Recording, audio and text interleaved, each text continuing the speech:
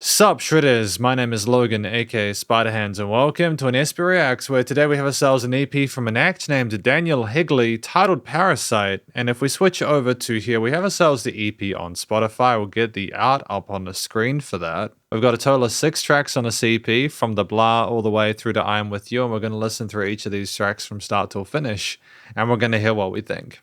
Starting with the Blah featuring Brook, Fraser as well as Silke, or Silk. Let's go.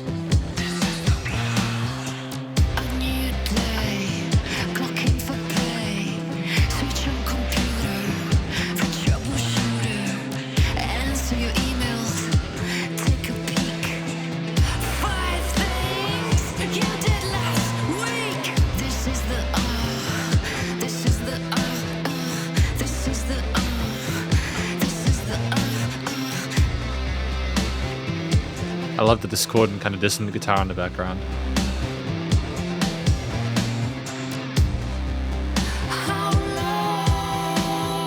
Interesting use of harmonica and melodic minor there with those intervals.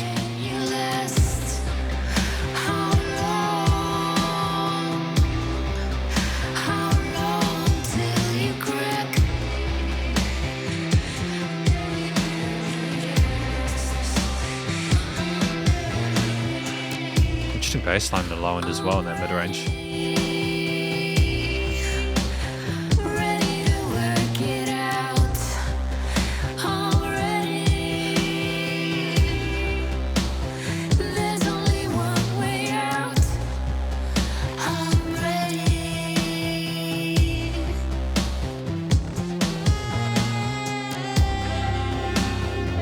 And saxophones?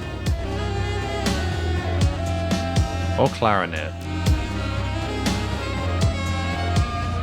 Pretty sure that's a saxophone now. Or those are.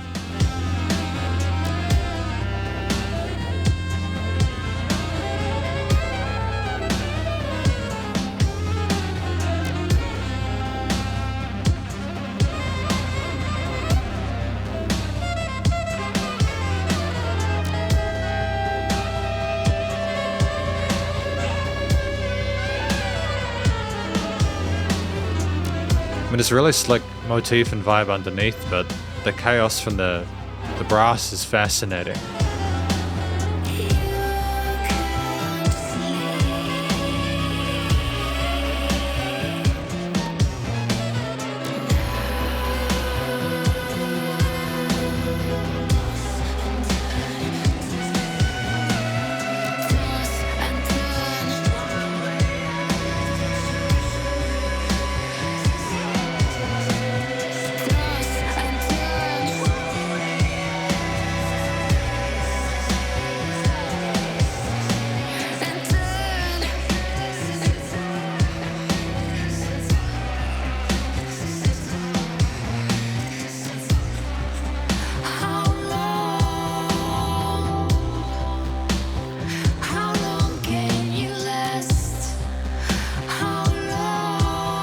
Back to the hook, I suppose.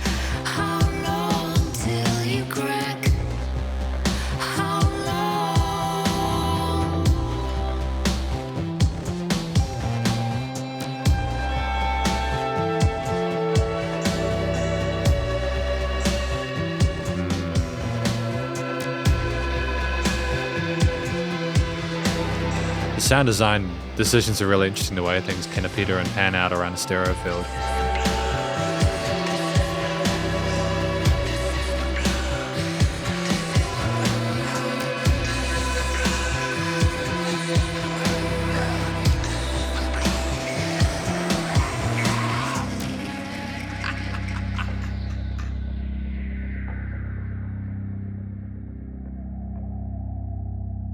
That's solid.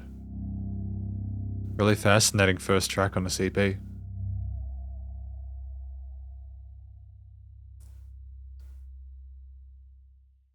And it just fades out like that. There's nothing more, is there?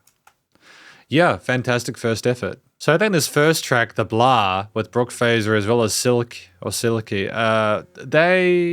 about someone, I think, going through a 9 to 5 and just trying to get through it.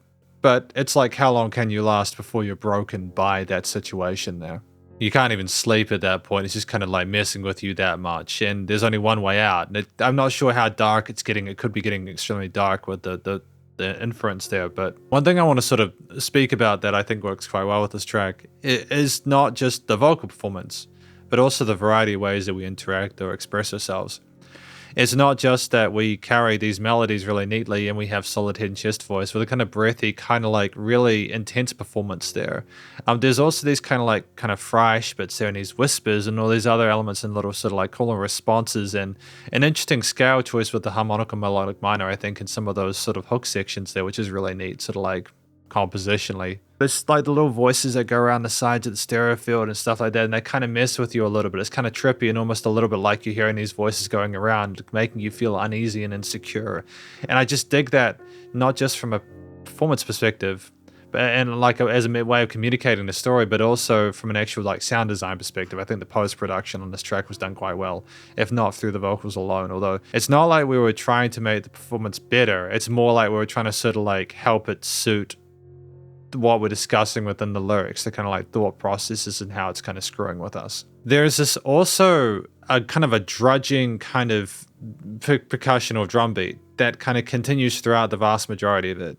And I think when we talk about the blah, it's kind of continuing this constant motion, regardless of what changes, regardless of whether there are like kind of twin saxophone solos kind of bouncing off against each other, regardless of whether there's kind of like tritonal guitar shred, regardless of what is going on with the vocals, you've just got that constant shuffle forward, that slow, monotonous kind of like, and it's not monotonous in a bad way because I think it sounds cool, but it's more like just it's predictable and nothing really changes aside from the surrounding elements. And you've got like these kind of other kind of like spooky ethereal notes as well. It's not just that, you've got that consistently rhythmically to almost infer a sense of sameness and that it's kind of breaking you almost like you're being tortured. But when you do have these other elements, they sound kind of chaotic and visceral, and there's chromaticisms and it's not diatonic, and it's meant to sort of seem like you're having different episodes there. Like there's almost a sort of like you're being possessed by this feeling of just this frustration and angst by things going around with you. That kind of the blah. But there's also this kind of weird, quirky kind of like majorish feel, despite the industrial layers with like the bass and this underlying sort of like sub leads. It's weird that we go to a minor and then we kind of like resolve to a parallel, but then we come back to that. It's almost like even if we think there's a slight out, we are crushed back into it, the cube, and we are told not to leave. And I think, you go through that consistency there instrumentally, and then you get to the point where it fades out at the end, and that's just as much a testament to the third thing, which is the post-production. I think the leveling, the quality of vocal recording and performance there, different guitar parts, bass drums, synths, etc., all of them, and the saxophones, all of them were really well handled, but it's like the relative inconsistency of the things as they appear, coupled by the intensity of where they are, but also the filtering and the reverb and effects change that you have on these different things around the stereo field that make it truly special. It's just a really creative endeavor that I think simultaneously makes for a fascinating kind of long form piece. I mean, 4 minutes 47 is kind of long for a track nowadays. Not that I think that's a problem. Most of the other tracks on this EP are around 2 to 3 minutes. But I think it kind of gives you a feeling of that kind of Parasite or whatever we're trying to sort of like suggest at the beginning. And it makes me feel interested for what's next. And honestly, like with the post-production being handled, EQing, sort of like leveling, frequency, response, etc., being handled really well, I look forward to The Witch Inside, which is track number 2, Witch Inside, Angel in Disguise. So let's go, let's do it.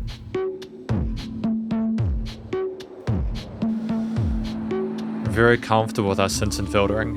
Through the dark and the concrete and gray,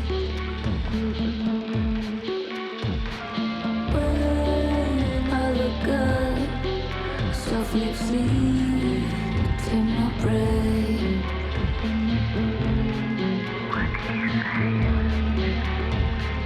Lost in the memory of the time that was.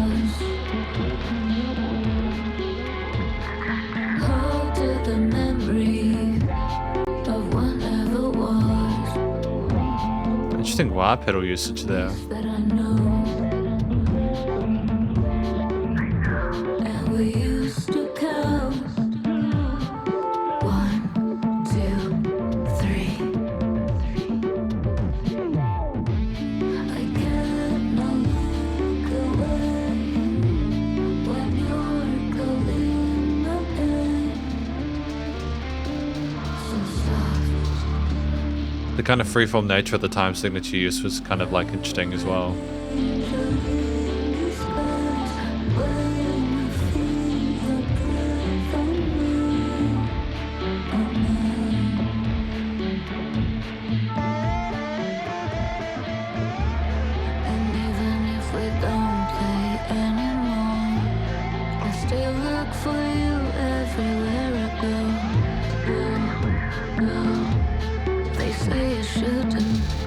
But I can tell it, the alluring feeling.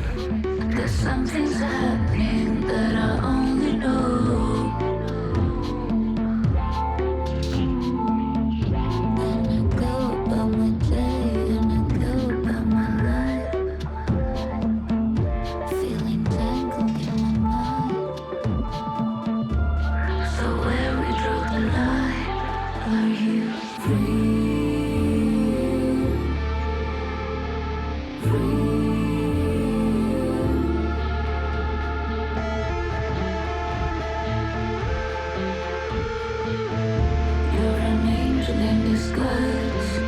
This is fascinating. When I feel your breath on mine,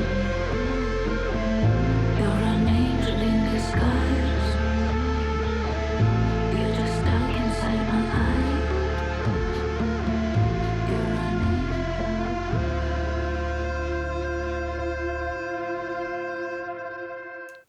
So we have more of those guitars, more of those kind of like quirky, misty sounding synths there with the filtering and stuff like that. Because this is The Witch Inside, Angel in Disguise. I am kind of wondering if it's following on from the Blah a little bit, or if it's like a separate thing here.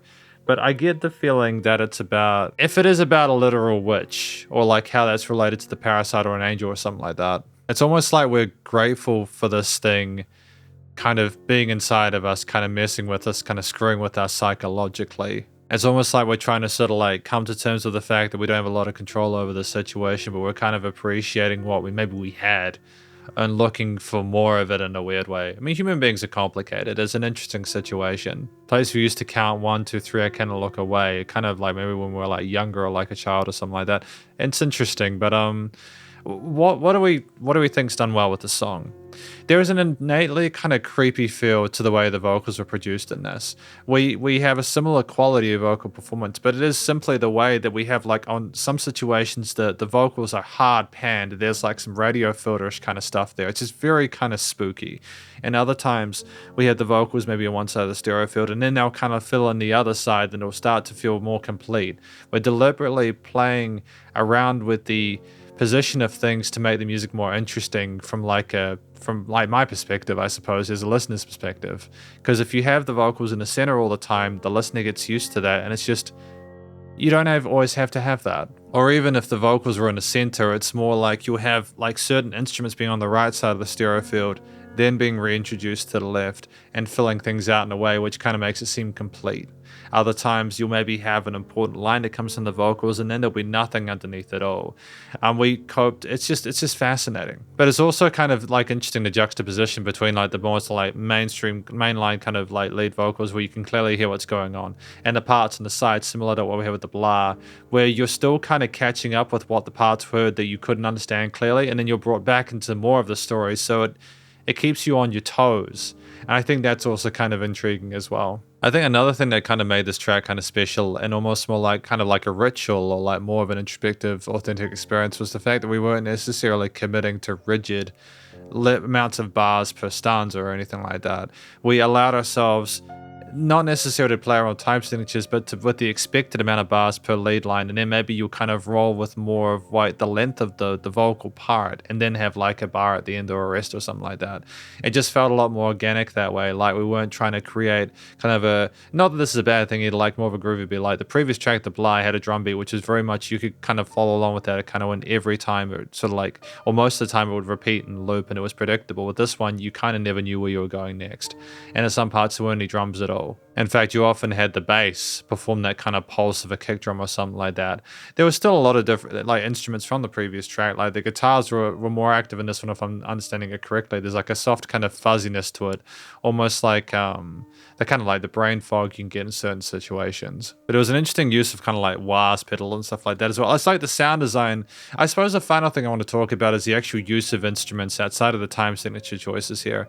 The use of instruments just for their own textures to kind of create interest in a track is kind of wild bit, but also kind of like rhythmically they suit a lot of what's going on with the eighth note groove overall of the piece, not just nurtured by the percussion but by other elements in it or within rhythmic unison of the vocals. I'm hearing less chaotic kind of note choices and chord choices in this piece in comparison to Blah, but at the same time it's almost like it's slowly kind of festering in a dream sequence where you have this fuzziness of the guitars there, you have the kind of the wah pedals kind of adding a bit of kind of glow to it. There's this constant dun dun dun dun, kind of that sounds like a heartbeat of some kind, which if that's the case is an interesting sort of bit of symbolism there. You have several different lead guitar sections as well, which help to sort of break up the piece and make it a bit more kind of like to kind of give a bit more of a kind of a break. Not that we had that. I mean, the previous track, The Blouse, where we had that kind of saxophone solos and everything like that. I suppose as a final note, it's not just the textures of the instruments, but also the occasional lead melodies we have there that either sort of like form a more overall kind of like a more textured, detailed picture with the vocals, or like kind of took over for a moment and provided added value to it. But it's definitely a song that has replay value like the previous, and I think we made great use of the real estate within the 2 to 3 minutes. Got Indecision, track number 3. Interesting delay and reverb tails to the kit there. Or like at least reverb tails, should I say, not delay.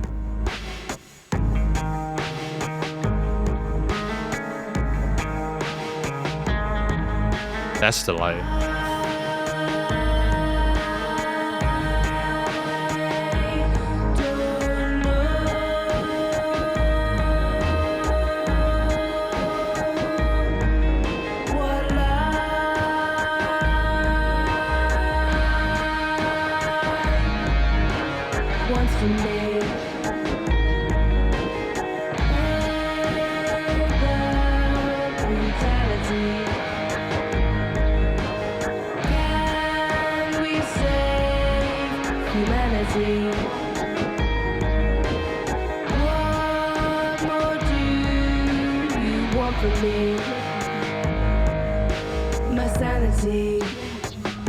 Similar percussion approach to the first track.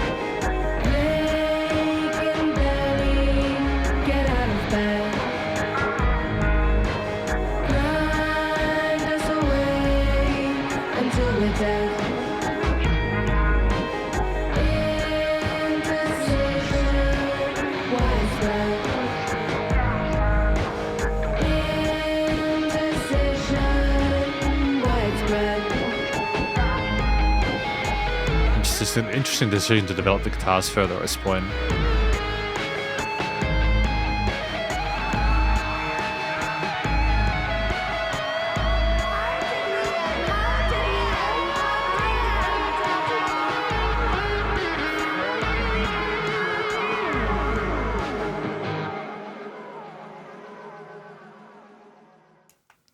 Fascinating. That was Indecision. I think this is more of a general kind of comment on people sort of like being so broken by the situation around them that they don't necessarily know what to do with their lives, their family, etc.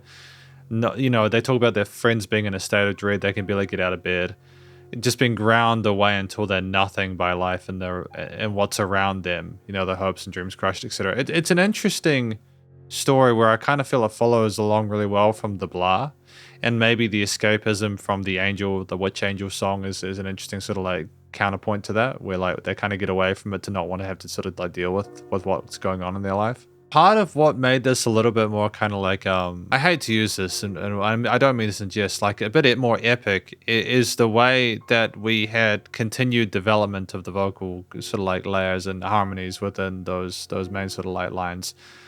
We got to the end where we had like stacks of them in mid to upper register, and they just sounded glorious with the interval choices and how they interacted with other elements in the mix, such as the guitars. And like we had a lot of, we had most of those layers around the beginning, but to go up an extra kind of octave in the second half was just fantastic. It just like added a bit of extra kind of spice to it. And it wasn't a super complicated vocal line either. We had like the main sort of few lines there, and then we had that kind of break where we almost felt like we're going in a completely different direction. Then we went back to the message and kind of faded out with some interesting sort of like vocal samples on the sides there. Some more interesting sound design decisions to make it a little bit sort of like trippy and kind of, I suppose, uncomfortable there. There was some like heavy modulation on those, which made them seem like kind of spacey and unusual, but I kind of dig it. I think it's the consistency of the style of music that we're going for here, especially in those early stages, that's starting to become more apparent now. We like our kind of like sampled drum kits, etc., you know, with some heavy sort of reverb tails there, making it a bit kind of like spacey and edgy there.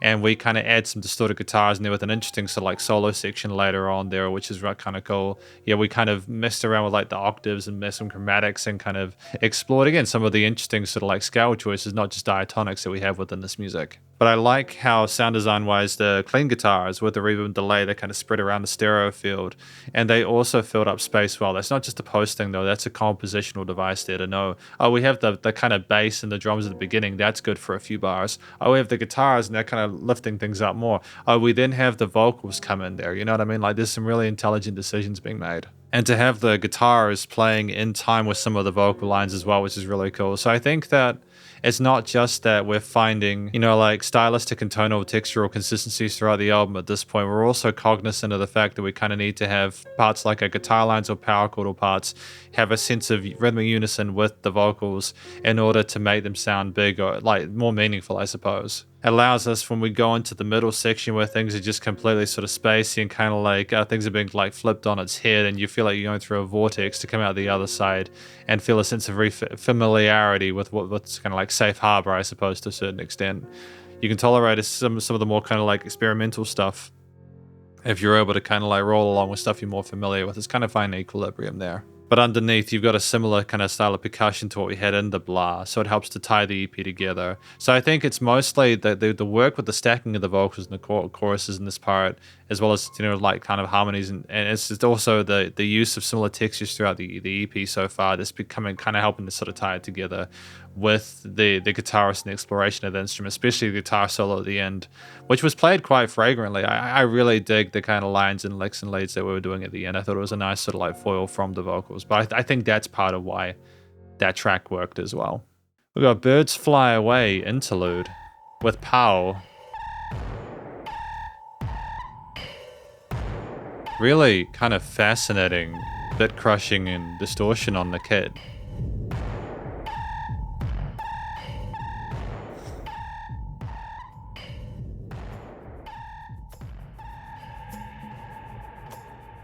Birds fly away.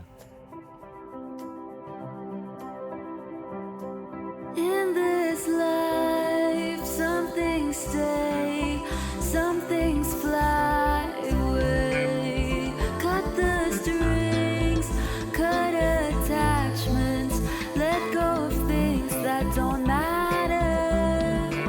The things that matter always stay.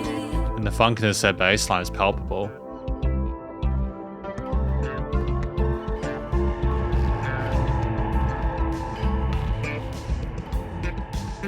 In this life, some things stay, some things fly away. Cut the strings, Cut attachments. Let go of things that don't matter. The things that matter always do. Live in the moment. You'll find it's better day by day.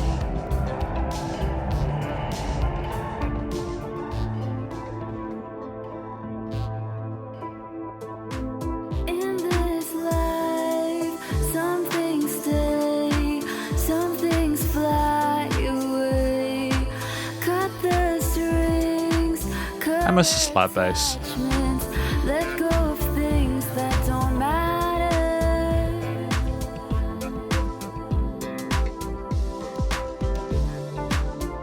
The things that matter always stay. Live in the moment, you'll find it's better.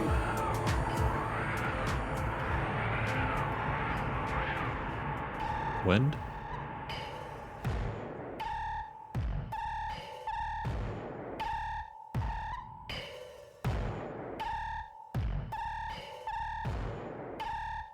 I don't really know how to interpret that last part. It kind of sounds like a robot that's going from left to right. You're going between these simmering sections of this kind of really blissful, peaceful music to then have a moment where someone's sort of more seriously telling you to kind of like let go of things and just kind of accept the message they're telling, and then sweetly going back to the chorus and then boom. It's kind of an interesting journey we go on with each of these tracks, really. So I think this track is either seriously or unseriously looking at the concept and idea of like letting go of attachments and trying to sort of live in the moment and trying to sort of like not think too seriously about the stuff going on around you and try not to get too worried about things, that birds will fly away and that you can't prevent them from doing so. And I think there's an interesting kind of like juxtaposition with this where it's almost like, I suppose, maybe we're having to give into it because either the words are seductive or simply we're losing our ability to fight off the thing that's causing us to feel that way. And I don't know how to approach that in a sense. It's an interesting sort of like thing. Yeah, just the way it's structured is very different to what I'm used to. You have these kind of discordant, uncomfortable, distorted drums at the beginning there where it's like very sort of confrontational and very kind of caustic. And then suddenly you switch into this really sweet sounding sort of like synthy, bassy drum kind of thing. And like there's a innate funkiness and fun to the bass there where it kind of slaps back and forth between the octaves. And the synth pads are so warm and caring, or at least the keys are, and the vocal performance as well match that expression-wise. And I suppose what I have to give a shout out to is the fact that we managed to sort of commit to the bit regardless of whether it was those more kind of like warm sections or whether it was more the kind of meditative spoken parts in the middle, or when we go back to it, or simply the fact that we kind of create kind of an adventure through the assumptions we make about why we're hearing the vastly different vibes and styles or music or riffs that we're hearing within a 2.5 minute piece, because it's phenomenal use of the form factor. As an interlude, often it can be a minute of someone talking and providing further context here, but you actually got another song within that. But you're left with more questions than answers afterwards. You're like, why did it pad, from left to right? Why was there automation there? Why was it walking that way? Are we going back where we came from? How are you supposed to approach that? And the thing is that each of these different sections, these increments is competent. There's lots of really cool sort of like hi-hat grooves as well, especially in the second section there. There's variety between the two halves there. You have more of a focus on the bass in the first than the second there. The lack of chromatics or like extensions in that like more kind of blissful section implies an understanding that in order to make things a bit happier, you need to remove a lot of that emotional complexity. And for that to kind of go away a little bit in the middle when things become a bit more kind of rhythmic is kind of interesting, because that kind of highlights certain parts of like meditation and stuff like that. I mean, like, to be fair, it's still there. It's maybe just not as dominant, but like just like a kind of fizzy bass as well in the low end there, and you kind of get hints of the kind of the drums that you had before, and it's just there's little things in the background which kind of maybe even infer you're being seduced by the music or the message being served. So I think that is kind of structurally fantastic.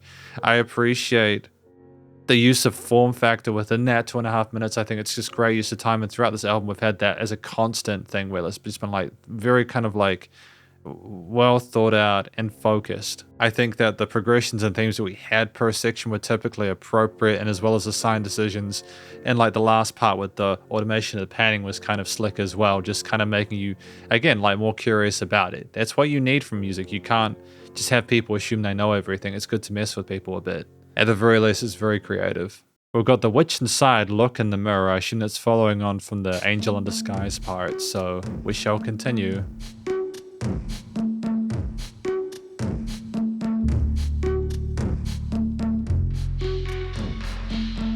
We're very comfortable with our drum tones and some of our bass tones now, which is cool.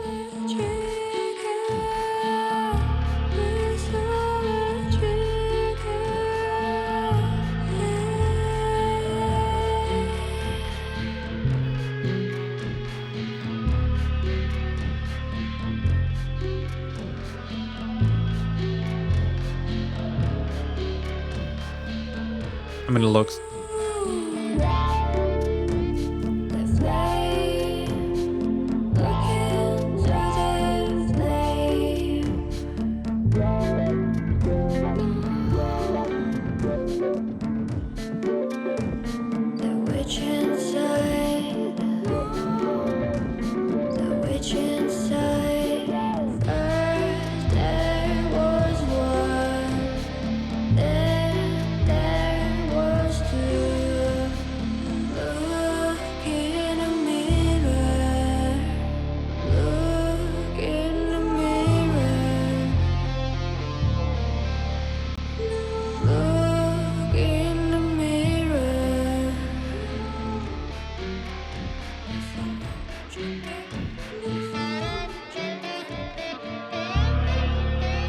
slide guitars?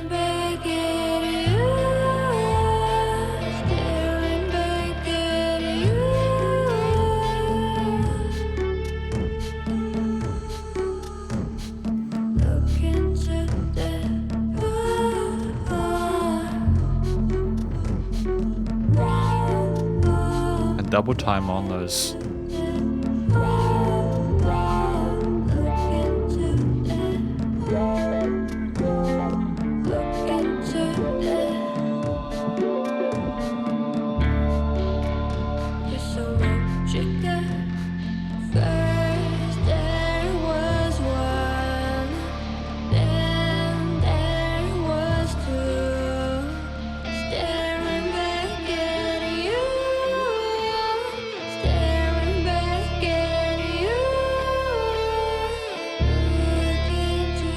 More of that guitar and vocal unison there with the leads.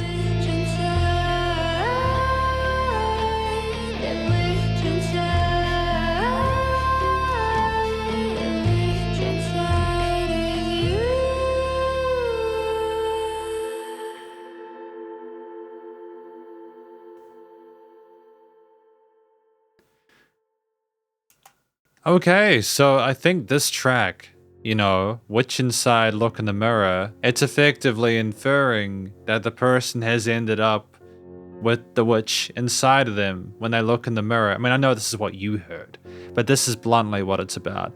Maybe regardless of whether or not they're an angel in disguise, this kind of like experience they've had with this person, they now have become two. They have become conjoined to an extent, and that's the kind of life that we live. Whether they're a parasite or a guardian or like a blessing, it's what it is. And that's a kind of a surreal thing when you think about it. To go through what we're discussing in this EP, to get to a point where we're now kind of joined with it and have to kind of like look at that and kind of live with that. It's incredibly trippy subject matter within this EP. I kind of dig it. Again, I love the creativity with the stories that we're telling there. I'm sure there'll be people who can relate to a lot of it, even if some of it's kind of intense, but what's done well here. And just to be clear, I'm not reviewing this to glaze it. When I give feedback, I talk about a few of the things I like per track, and then I offer a constructive criticism. It's just within these tracks, there's been nothing I've necessarily felt that has been faulty. A lot of the fundamentals have been adhered to. I genuinely feel that a lot of this stuff is really positive. I think one of the things that works well with this is that you have relative simplicity as you start to really kind of absorb what the singer is discussing. And you get more of that context about looking into things and looking into the mirror. You know, one becomes two. You're like, oh crap, that's really happened. And you're just kind of left to absorb it at the end. And it's kind of, there's a sweetness, to, especially to the way that the guitar leads coalesce with the vocals in those parts. They're almost like things are in unison. Almost like the fuzzy guitar is that kind of like Parasite or the Witch all along, that kind of voice there. A lot of the guitar parts we had in the Witch Inside Angel in Disguise, that tone is present here. and you've just got to kind of accept it at that stage. So I think there are like nods to the Angel in the Skies track number 2 here, whilst having the song remain distinct and very sort of palatable in the way that it's performed and sort of communicated. I think there's also just some new ideas instrumentally. Like I think I mentioned at some point there was like a slide guitar kind of thing. We're just finding new styles and approaches to existing ingredients that kind of freshen and the palette up and like spice it up a little bit. And I like that. When you do slide guitar stuff, it can kind of sound like someone having a conversation or something like that. And I feel like that's maybe the inference here. That's what they're trying to get across. But we also had like some kind of like chanting going on at some point, like male chanting going on, almost like this is sort of like a kind of an out-of-body experience. And that was just an interesting ingredient, little addition as well. It's the combination, as I've mentioned, of these new elements plus existing ones present throughout the rest of the EP that help tie it together, even when you maybe have the Witch Inside as like an isolated thing outside of Birds Fly Away, Indecision, and the blah. At this stage of an EP review as well, it's worth noting a lot of the comments I make that are reasonably, like about these songs can be attributed to a lot of the others. But I suppose with The Look in the Mirror, it's just nice to have the track end the way it does. It's interesting to sort of have us accept that that is the way things are now with the track fading out, as opposed to trying to sort of like find a sort of a resolution now.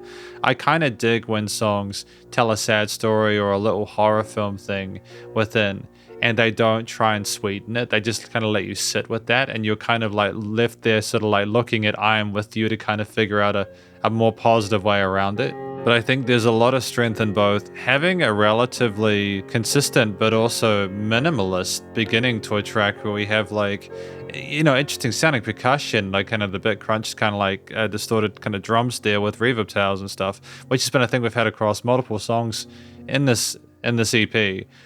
To have that as kind of like a producer tag, I suppose, at the start, but to also know to kind of step away when you've had a new piece and not to overplay it is really important.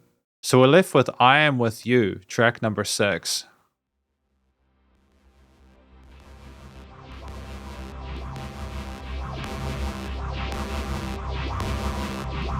Lots of oscillation, lots of square waves.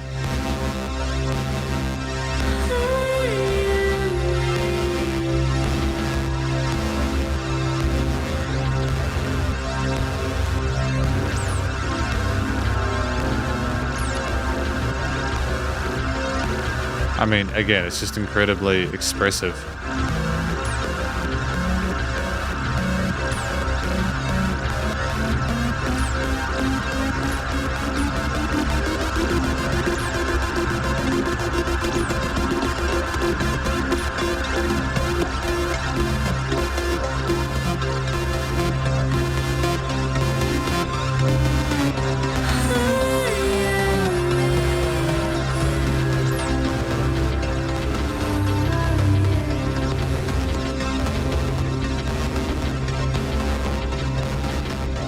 But it has been a really surreal EP, for sure. For sure.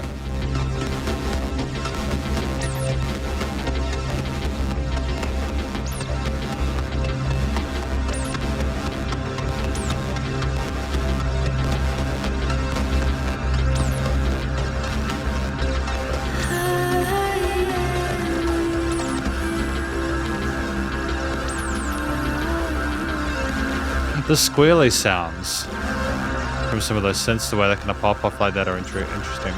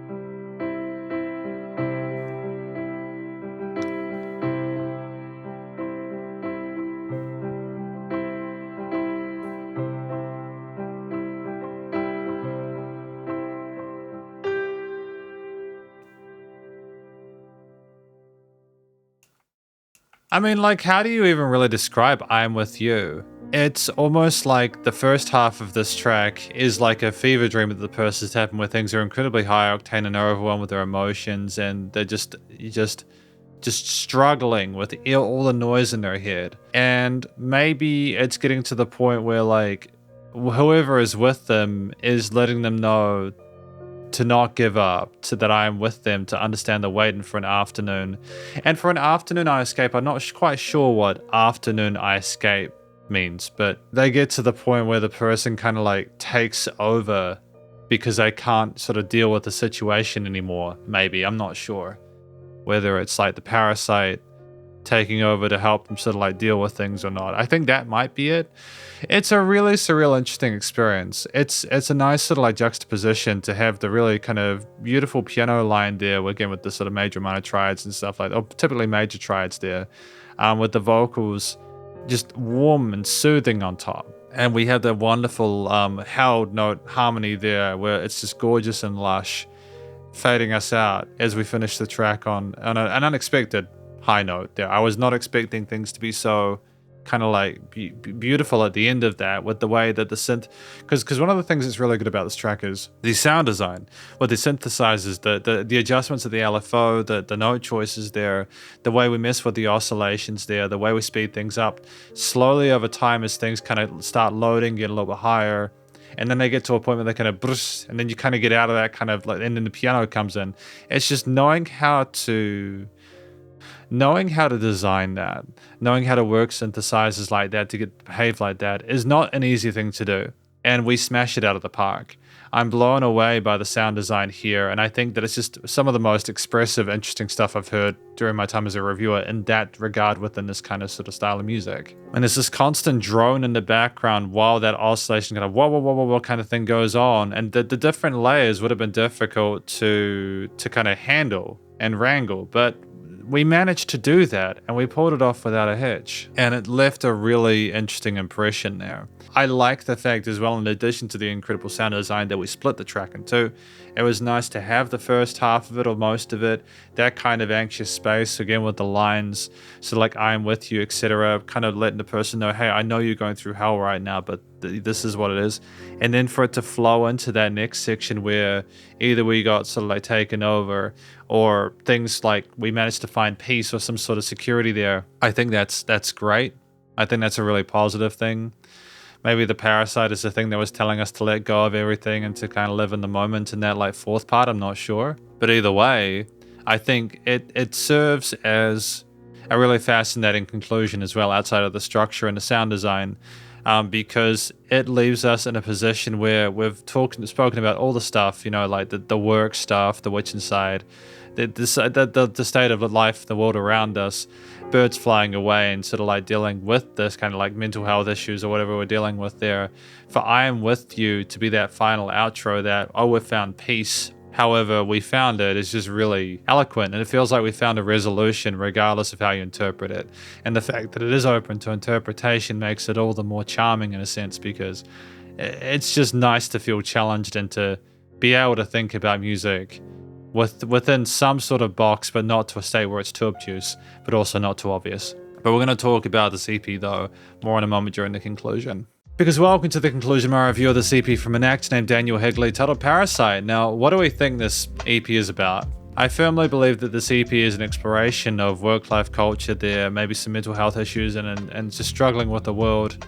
The witch inside, angel in disguise, and look in the mirror, like being possessed by someone or being affected by someone, and sort of like having to look at how that person affects them and sort of like works with them.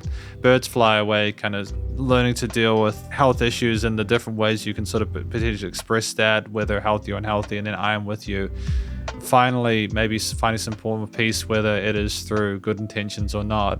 Either way, just the anxiety affecting them to a point where they can kind of break out of that and find a release. And it's just a really intriguing EP. It's not the most typical EP I've heard. I listen to a lot of kinds of music, and I'd say this is like quite experimental, but I dig the fact that that is the case. I've already spoken about the individual tracks within their sort of mini conclusions, so if you want to sort of like look back at those, I'd recommend checking out the timestamps. But just in terms of my overall thoughts on this EP, here it goes.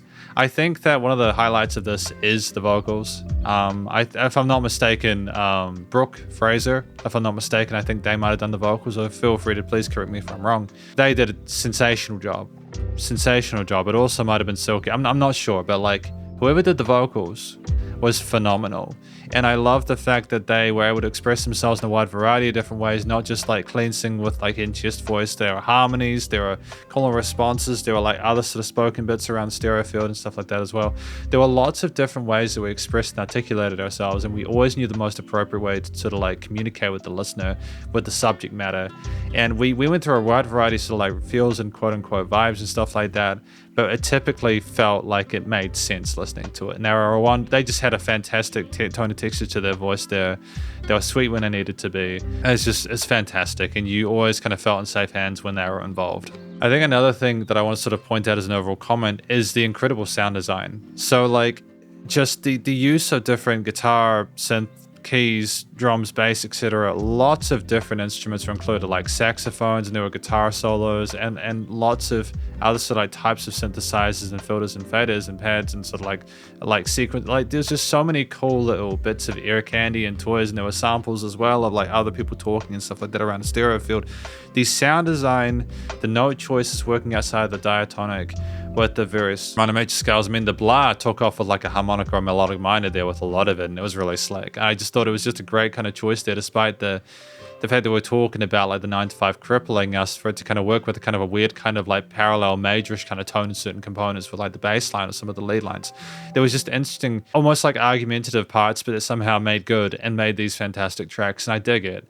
And it wasn't always a comfortable listen. Like we were okay with putting discordant effects or chaotic sort of like tritones or like things within each of the pieces that would either lift or lower the experience. Like I think one of the most obvious ones is I Am With You here.